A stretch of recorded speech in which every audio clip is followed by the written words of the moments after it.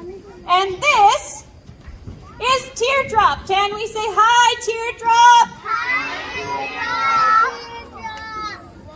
So this is my good friend Teardrop. Now Teardrop is taking a hike. And Teardrop over here is a reticulated python. Now, who's ever heard of a reticulated python? Raise your hand. Yeah? Reticulated pythons are considered to be the longest snakes in the world. Now, Teardrop here is not an adult, nowhere near it. He's barely 10 feet long. As an adult, when he is full grown, he can be about 30 feet long and weigh over 250 pounds. Even that is very heavy. They are not the heaviest snake in the world. What is the heaviest snake in the world? Does anybody know? Yeah, Anaconda. Very good, the anaconda.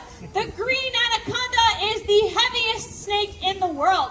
A full-grown female anaconda will weigh over 500 pounds. So they are very, very large snakes. Now, the difference between the weights of these two snakes actually has to do with how the two snakes live. Anacondas are aquatic. Their name, the anacondas are from South America, their name means water bull. They need to be very thick to be able to swim a lot more easily. Pythons, reticulated pythons especially, are arboreal. That means that they live in the trees. So if they were 500 pounds, they would not be able to live high up in the trees. They would just break all the branches they live on and would fall to the ground, which is not a very good idea when you're that size. Reticulated pythons have over 15,000 muscles in their bodies that they can use to grab onto things. They can climb trees with no legs, almost as good as any other monkey, including probably most of you little children. I know we're all very good at climbing trees when we're little. These guys won't be as quick as you are, but they can still get to the very, very top without having any legs whatsoever. Another main difference between anacondas and pythons, which is honestly probably the coolest, is how they have babies. Pythons lay eggs. They are egg layers. Of full-grown reticulated pythons can lay up to 65 eggs in one clutch. Anacondas do not lay eggs. They are live bearers. They give birth to already fully formed live babies, much similar to how we do. So they have less babies because they have to incubate longer within their bodies, but their babies are much, much bigger and are already have a higher chance of survival than any other snake. A female anaconda will give birth directly in the water, and a newborn baby anaconda is already 1 meter long. So very, very long babies. And these snakes in the wild, do you think they want you to go and touch them and pick them up?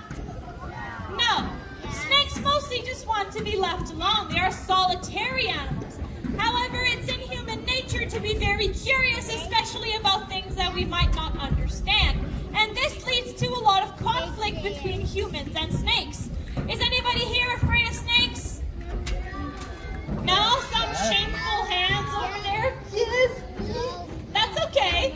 We are kind of victims of media portrayal. The media portrays snakes in a very ill light, and unfortunately that can kind of condition us to be afraid of something without really understanding how the animal works. A good example of that is in the United States, there's a particular snake called a Western Diamondback rattlesnake. Those snakes come into conflict with humans very, very often. They are a venomous snake, and about 85% of the accidents between Western Diamondback rattlers and humans happen on boys between the ages of 13 and 35 and occur on the hands or on the face. Now, do you think a snake can jump 3 to 4 feet in the air to come grab your face? No. So these accidents happen because people are putting themselves at the level of the snake. But a lot of snakes have a certain way to tell you to, hey, please don't come near me. What do rattlesnakes do with their tails? They rattle, they make noise. That noise is not just because it sounds really pretty. It's because they're telling you, hey, I'm over here. Please don't come near me. And what do humans do when they hear a rattle? Hey, there's a rattler nearby. Let's try and catch it. That is not a good idea. That's disrespecting the animal, telling you to stay away, and unfortunately we enter in conflict. Do you think humans are going to like snakes if we keep getting into conflicts with them? No. So very, very important, whether it's a cat, a mouse, a snake, an elephant even, to make sure that we understand what animal we are interacting with so that we can avoid conflicts and these animals can enjoy our presence for years and years to come. I'll stay here for a few minutes with him. If you want a closer look, we will not be able to pet the snake, unfortunately. Due to COVID, we're going to keep our germs to ourselves and we're going to keep the germs off the snake. Thank you so much for coming today, guys. I hope you enjoyed the presentation.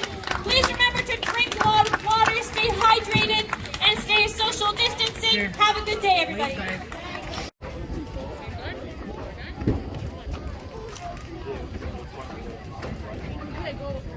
These guys can open their mouth 180 degrees, and they also have extra joints on the front of their top of the mouth and the bottom, and they can open their mouth sideways as well. They are not joints. Nope, they're constrictor snakes. So these guys are squeezing snakes. I've been bit a few times, yeah. It's usually always the human's fault. Yeah, either we handled some rats and we didn't wash our hands properly and we smell like food. The snake is tired and doesn't want to be picked up, and we didn't pick up on the signals.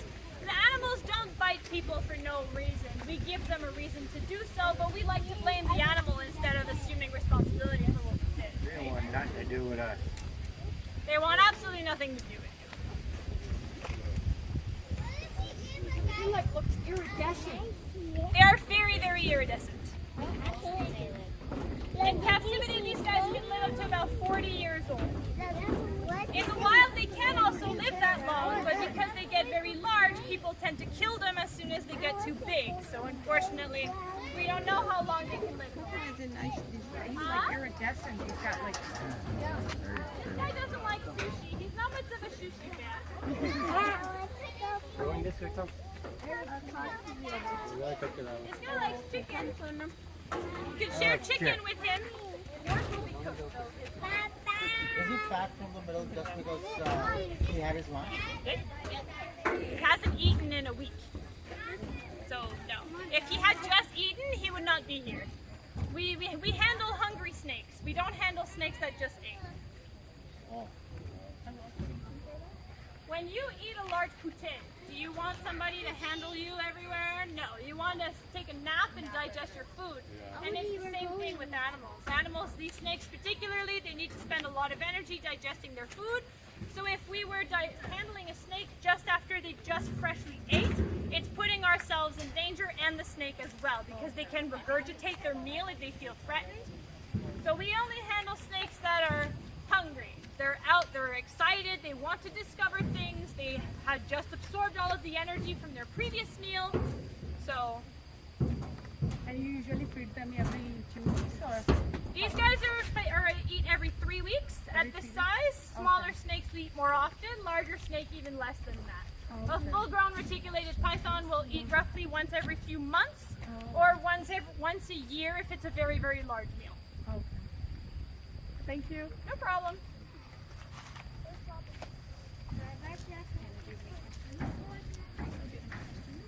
But how did you think that? So snakes don't get really tame. They just get used to being handled. It's not like a cat or a dog where they'll recognize who I am and be like, hey, yeah, it's Catherine. She's going to handle me today. He doesn't know who I am. He just knows that he gets handled every day. We don't smell like food. And he gets to hold on to me like if I was a tree. So basically, I'm the snake's slave right now. He just uses me as he sees fit. Okay? We're going to go put him back in some water so he can cool off. It's very, very hot today, even for him. Have a good day, guys. Thank you for coming. Thank you. Bye. Have a nice day.